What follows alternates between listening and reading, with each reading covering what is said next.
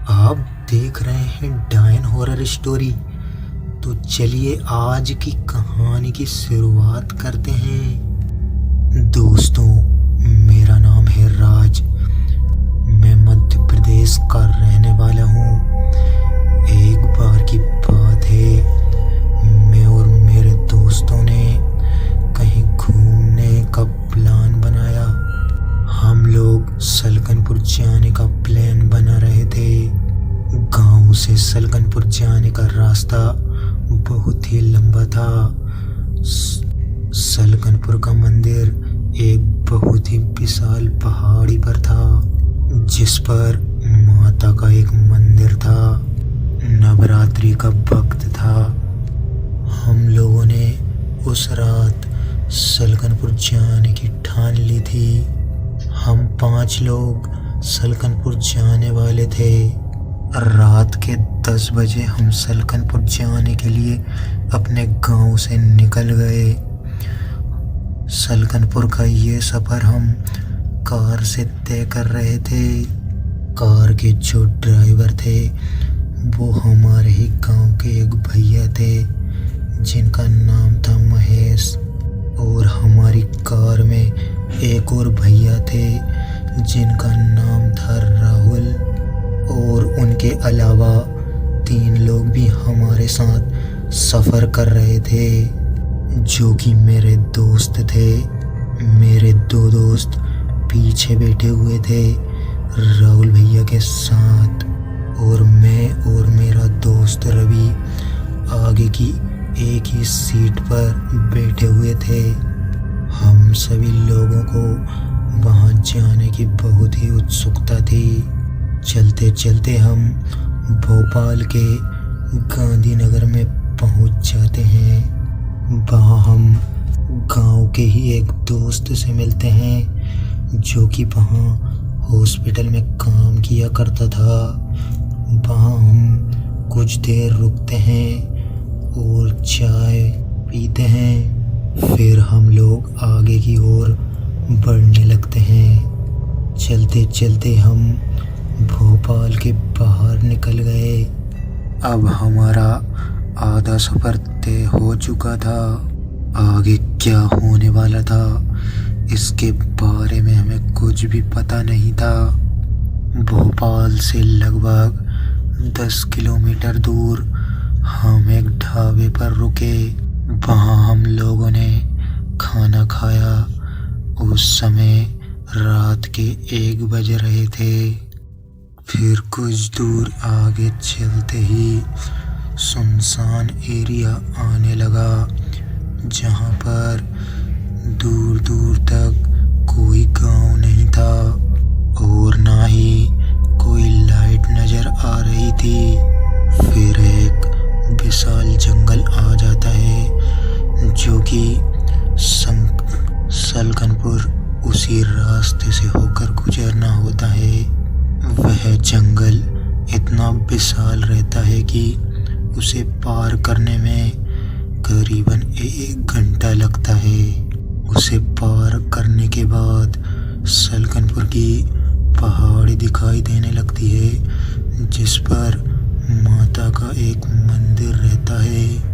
अब हम लोग जंगल का सफ़र तय कर रहे थे। रात काफ़ी हो चुकी थी। मैं आगे की ओर अपने दोस्त के साथ विंडो साइड बैठा हुआ था। हम उस विशाल जंगल में आगे बढ़े जा रहे थे। तभी अचानक मेरे दोस्त रवि को उल्टी जैसा महसूस होता है। तभी उसने ड्राइवर भैया से बोला कि भैया, मुझको विंडो साइड बैठना है, मुझे उल्टी जैसा महसूस हो रहा है। सुनसान जंगल था। रात के 2 बज रहे थे। रात में वह घना जंगल बहुत ही भयानक लग रहा था।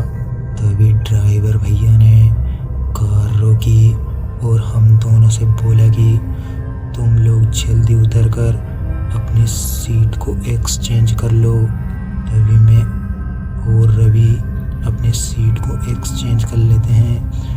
रवि उसी सीट पर विंडो की तरफ बैठ जाता है और मैं अंदर की ओर बैठ जाता हूँ। फिर ड्राइवर भैया ने जल्दी से गाड़ी को आगे बढ़ा दिया और बोला कि इस जगह की कहानी मैं तुम्हें कुछ दूर आगे चलकर बताता हूँ। 1 किलोमीटर दूर आगे पहुँचने के बाद ड्राइवर भैया ने उस जगह के बारे में बताया तो उस बात को सुनकर हमारे रोंगटे खड़े हो गए। वह बोल रहे थे कि जहाँ तुम दोनों ने अपनी सीट एक्सचेंज की थी वहाँ एक स्कूल की नई बस का एक्सीडेंट हो गया था। नई बस का ब्रेक फेल हो गया था। वह बस रोड से नीचे उतरकर एक गड्ढे में गिर गई थी। उस एक्सीडेंट में स्कूल की 3 लड़कियों की मौत हो गई थी। ड्राइवर भैया बोल रहे थे कि वह तीनों लड़कियां रात को इसी स्थान पर दिखती रहती है और यहाँ पर आए दिन हादसे होते रहते हैं। यहाँ पर काफ़ी एक्सीडेंट हो चुके हैं। मैं यात्रियों को लेकर सलकनपुर आता रहता हूँ, इसलिए मुझे पता है इस जगह के बारे में। उनकी बात सुनकर हम लोग काफ़ी डर जाते हैं। दूर दूर तक सुनसान जंगल ही नज़र आ रहा था। अब हम लोग जंगल का आधा सफ़र तय कर चुके थे। इस बात को सुनकर हम लोगों को काफ़ी तेज डर लग रहा था।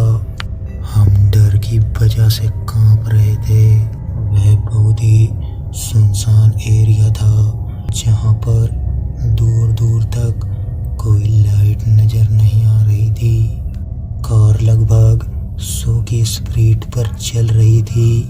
तभी राहुल भैया ने एक कहानी बताई। वह बोल रहे थे कि एक बड़े जंगल में वह अपने फ्रेंड को लेकर गए थे और उन्होंने वहाँ पर 3-4 घंटे बिताए थे।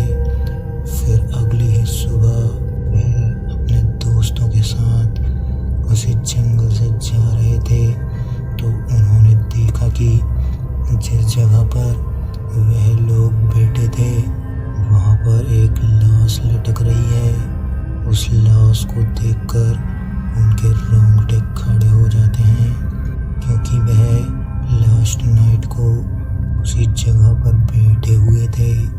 जब भी ये बात उन्होंने अपने फ्रेंड को बताई तो उसे 2-3 दिन तक बुखार रहा। राहुल भैया की यह बात सुनकर हम और भी ज़्यादा डर गए थे। कुछ दूर आगे चलने के बाद हम लोगों ने देखा कि रोड पर एक ट्रैक्टर उल्टा पड़ा हुआ है। फिर हम जैसे तैसे वहाँ से निकल गए, पर हमारे मन में वही एक बात ही याद आ रही थी कि जो कि ड्राइवर भैया ने बताई थी उन तीनों लड़कियों की कहानी। इस जंगल के बारे में हमारी किस्मत सही थी कि जिस जगह पर हम उतरे थे, जहाँ पर हमने सीट एक्सचेंज की थी, वहाँ पर हमारे साथ कोई भी हादसा नहीं हुआ। हम आगे बढ़े जा रहे थे। हम लोग सोच रहे थे कि कब सलकनपुर का मंदिर आए। ड्राइवर भैया बोल रहे थे कि मैं इससे भी बड़े बड़े जंगल में से आया हूँ, पर मैं कोई भी रास्ते में लिफ्ट दे तो मैं गाड़ी नहीं रोकता हूँ। मैं हमेशा सुनसान जंगलों में 100 की स्पीड पर ही कार को चलाता हूँ। फिर सलकनपुर की पहाड़ी दिखने लगती है। मंदिर तक जाने का रास्ता जो कि उस पहाड़ी पर जाता है। हम लोग उस पहाड़ी पर कार से ही चढ़ रहे थे। वह पहाड़ी बहुत ही ऊंची थी। पहाड़ी पर कार काफ़ी काफ़ी स्पीड से चढ़ रही थी। फिर हम लोगों ने वहीं ऊपर रात गुजारी और सुबह 5 बजते ही माता के दर्शन कर लिए थे। फिर सुबह हम जब आते टाइम उस जंगल से गुजर रहे थे तो हमने देखा कि वह जंगल रात को जितना वीरान लग रहा